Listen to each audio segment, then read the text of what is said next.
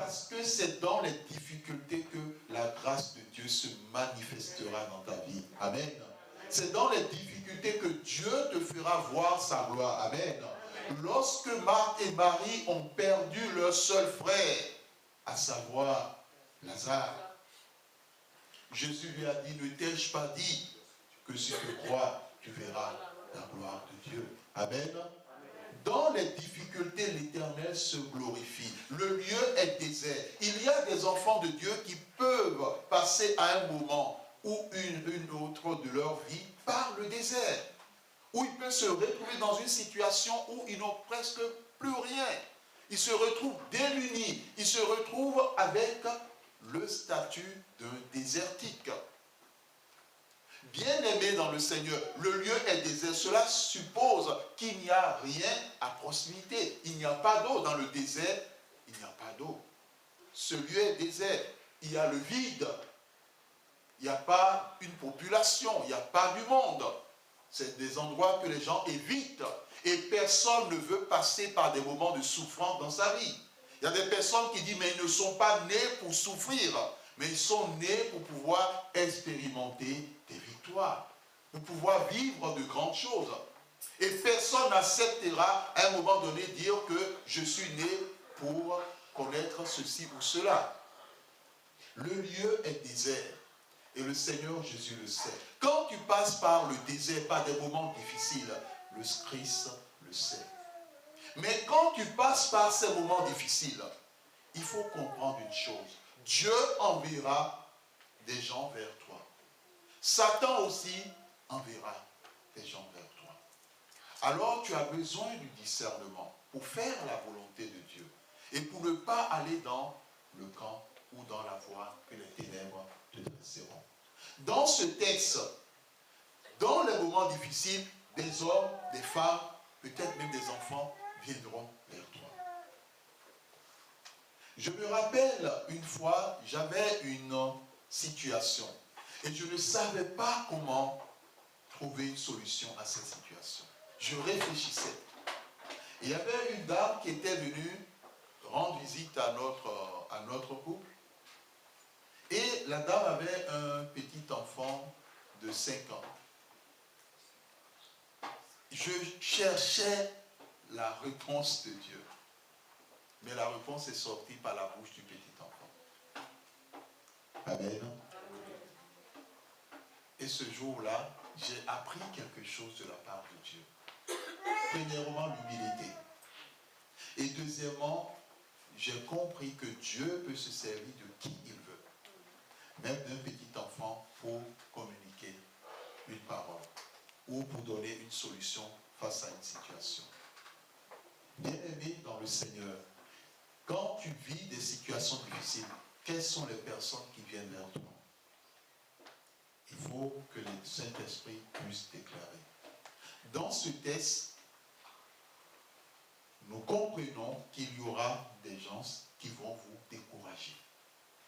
Qu'il y aura des gens qui seront des obstacles à ce que vous soyez bénis.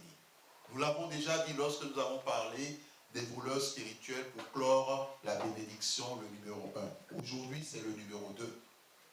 Ils vont vous décourager, ils vont vous orienter sur des chemins qui ne sont pas de bons chemins. Mais c'est à vous de laisser Dieu vous conduire.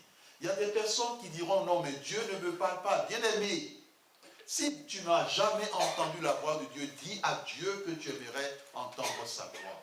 Et Dieu te permettra d'entendre sa voix. Amen.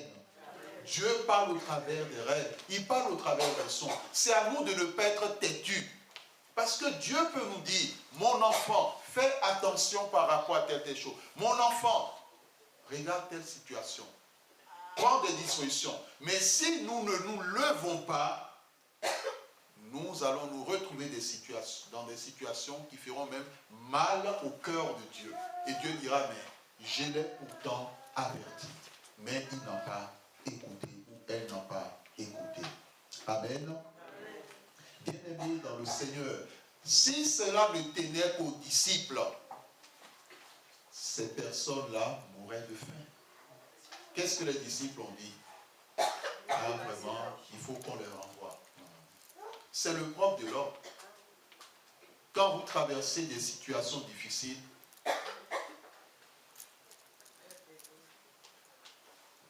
débrouille-toi.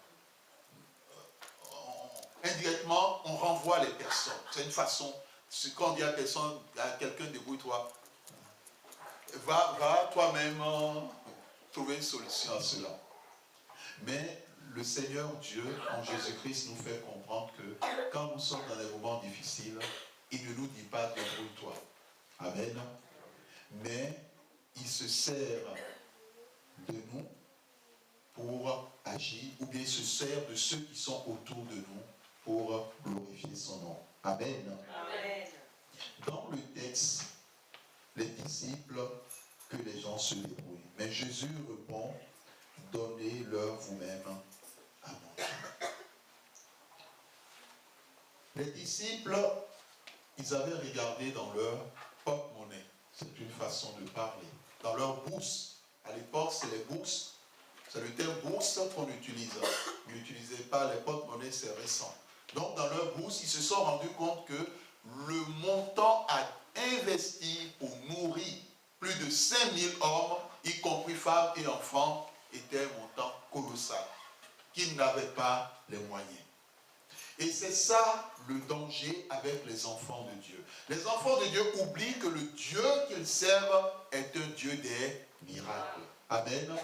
Il faudrait que ta mentalité change. Et c'est ça aussi le deuxième message de Dieu. Ne limite plus Dieu par rapport à ta vie et par rapport à un domaine ou un autre de ta vie. Les médecins peuvent te dire quelque chose sur ta santé, mais tu sers le Dieu qui est le docteur des docteurs. Amen. Tu sers le Dieu qui est El Rapha, celui qui te restaure et qui restaure l'individu dans chaque domaine de sa santé. Alors, les hommes peuvent le dire, mais c'est à toi de dire, non, j'ai un Dieu des miracles. Amen. Et je suis sûr qu'il accomplira cette œuvre dans ma vie. Amen. Il y avait une dame qui avait un problème au niveau des trompes et elle ne pouvait pas accoucher. Lorsque, au départ, la stérilité s'était confirmée, le jour où ils sont allés voir leur médecin traitant pour qu'il lise les différents examens, il a dit, madame, vous ne pouvez plus accoucher à vie. Vous savez ce que la dame a dit? Il a dit, tais-toi Satan.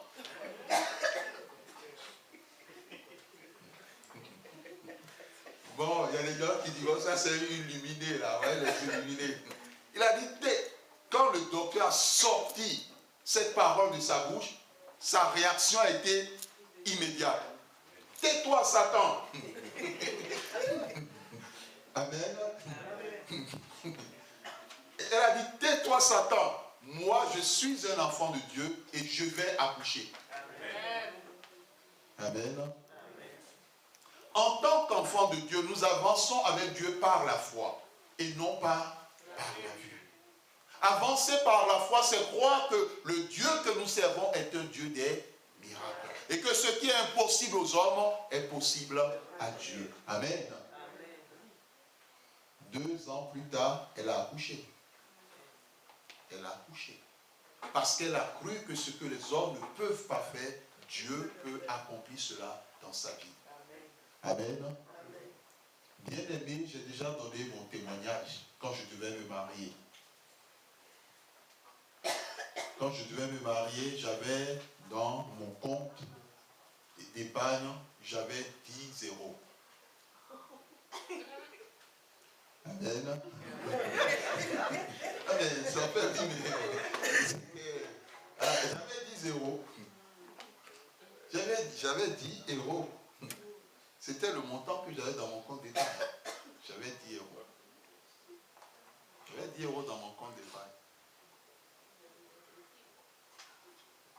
C'est l'argent de la boisson. Hein. Ça n'atteint pas même l'argent du champagne. Hein. Bon, quelle dit boisson, c'est les sucreries. Hein. J'avais 10 euros dans mon compte.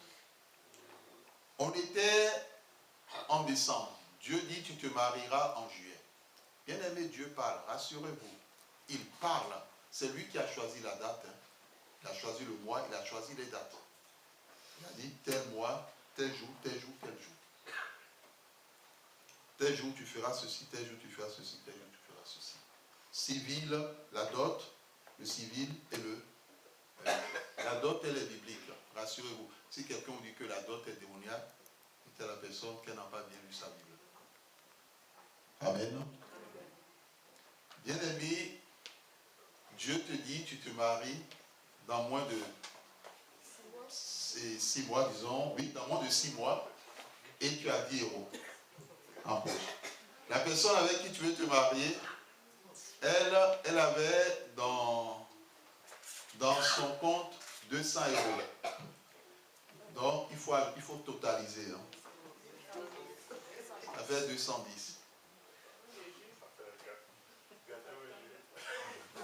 Amen. Mais quand Dieu vous parle, ou Dieu te parle, saisis la parole de Dieu par la foi. Amen. C'est tout ce que Dieu attend de nous. Nous n'avons pas regardé à ce que nous avons dans nos poches, mais nous avons regardé à Dieu. Parce que si Dieu nous dit, Marie, vous vous mariez à telle date, c'est parce qu'il pourvoira. Amen. Dieu est le Dieu qui pourvoit. Bien aimés, nous avons fait la liste de tout ce dont nous avons besoin. Et chaque jour, nous prions sur la liste. On a les tenues de la mariée, tenues du marié, et 25 caisses de sucreries. Bon, vous savez, c'est les caisses hein, ici, c'est plus les canettes ici. En Afrique, c'est plus les caisses de boissons. 25 caisses de sucreries, 30 caisses de bière, parce qu'il y a des gens qui aiment beaucoup la bière. Et champagne, gâteau, on a listé tout. La nourriture, les éléments pour la dot, la nourriture pour le jour du mariage, la nourriture à domicile pour recevoir, tout a été listé. Et chaque jour, avec mon épouse, on priait, on disait à Dieu, donne-nous la robe, donne-nous la chemise, donne-nous ceci, donne. On n'était pas fatigués. La Bible dit, celui qui demande, il reçoit. Amen. On a continué. 2 mois avant le mariage, on était toujours à 210 euros. 1 mois avant le mariage, on était à 200 euros. 3 semaines avant le mariage, on était à 210 euros. Mais on était soutenu par un groupe d'intercession.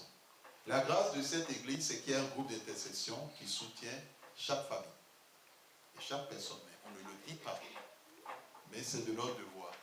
Amen. Bien-aimés dans le Seigneur, le groupe d'intercession, l'Éternel a montré un grand singe qui tenait une mallette en main et qui appuyait sa main sur la mallette. La mallette était remplie d'argent. L'Éternel, par la prière, a frappé. Donc, à partir de 3 semaines, dès le lundi, après que cette prière a été faite, l'argent tombait. Pas du ciel, hein, physiquement. Hein. L'argent tombait. L'argent tombait. Il y a une dame qui m'a appelé à Homme de Dieu. Dieu m'a mis à cœur de vous donner 5 000 euros. Ça a commencé comme ça. Ça a commencé tout simplement.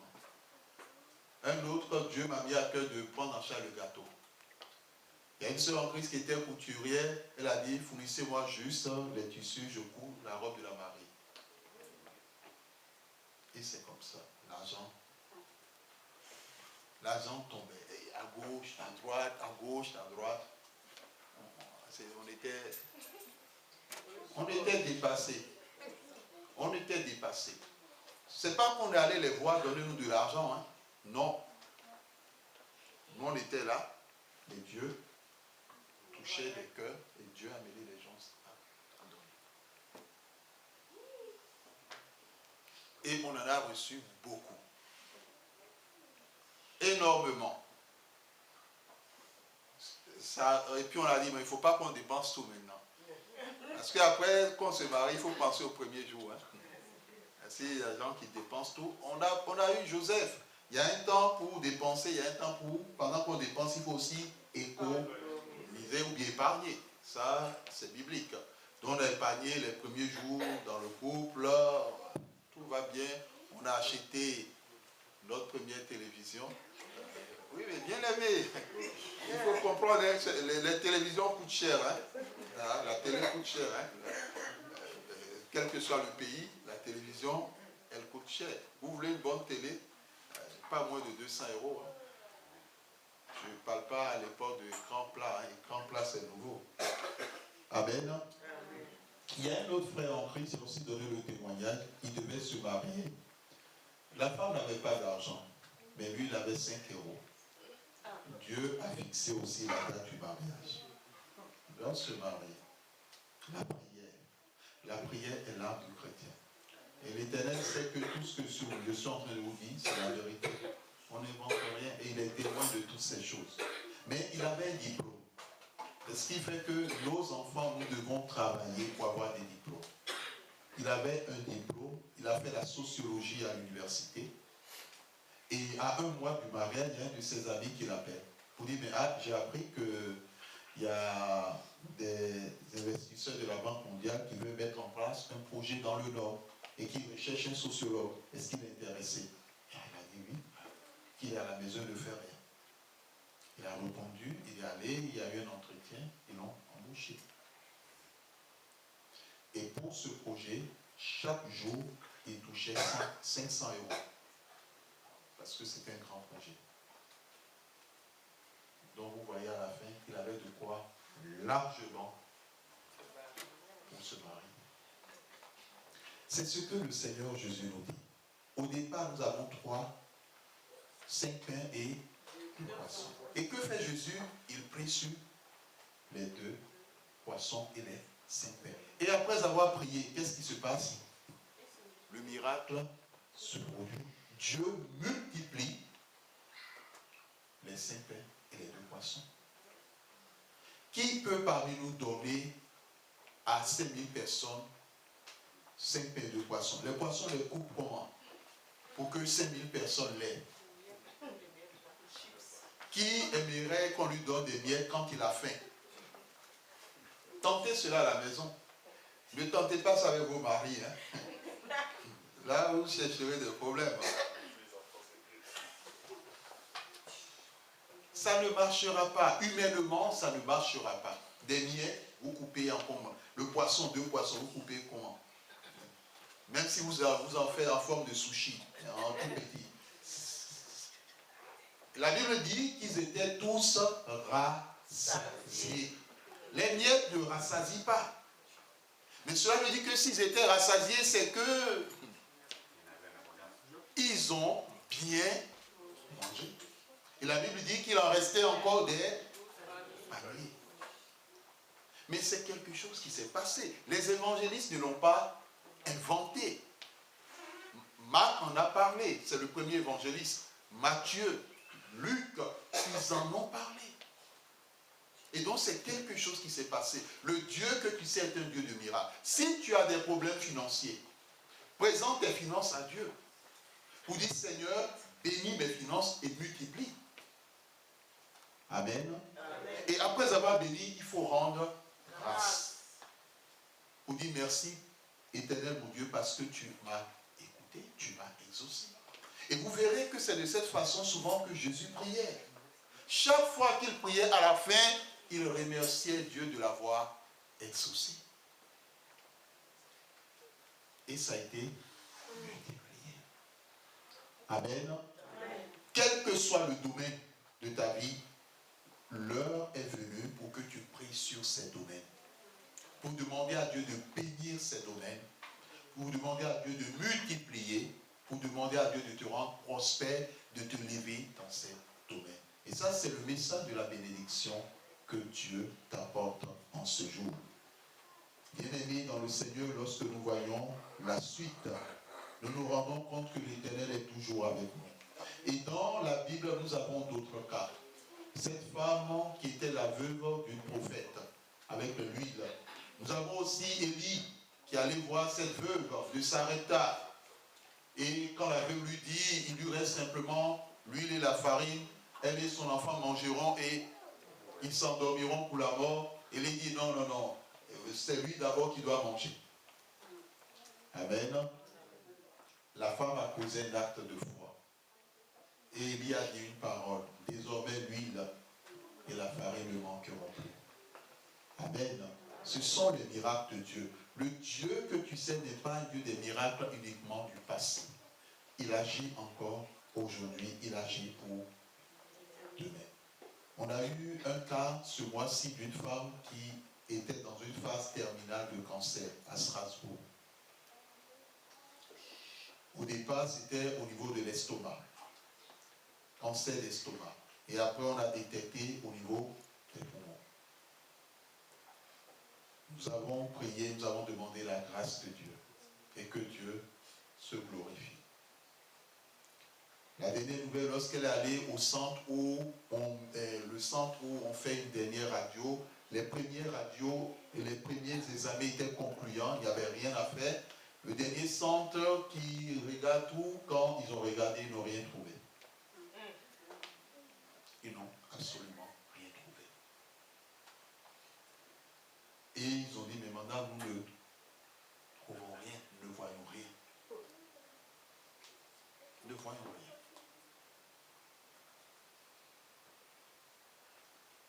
Amen. Amen. Le Dieu que tu sais est un Dieu des miracles. Si Dieu nous a donné les prémices de la bénédiction, entrons dans cela.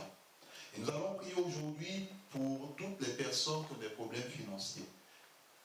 Si tu as un problème financier, tu viens devant pour la prière. Il faut, si tu n'as pas encore réglé dans ta vie la dîme, il ne faut même pas poser le problème financier. Va d'abord régler ce que tu as réglé d'abord avec Dieu. Et après, si pourtant tu donnes la dîme, tu rencontres des difficultés, alors tu peux poser le problème financier. Cette semaine, vers la fin de la semaine, Dieu nous a parlé. Nous avons reçu une parole de Dieu. Et cette parole ne concerne pas simplement l'église protestante. Elle concerne toutes les églises. Dieu dit, mon enfant, j'ai procédé à l'arrestation de tous ceux qui me volent. Amen. Ça, c'est le message que Dieu a donné. Il a dit, je t'ai donné un message pour mon peuple. Je t'ai donné un message pour mes enfants.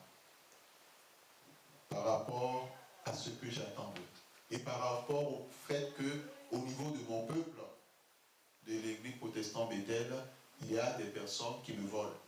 Ils sont des voleurs, ils sont des voleuses. Tu leur as transmis mon message. Ils ont entendu.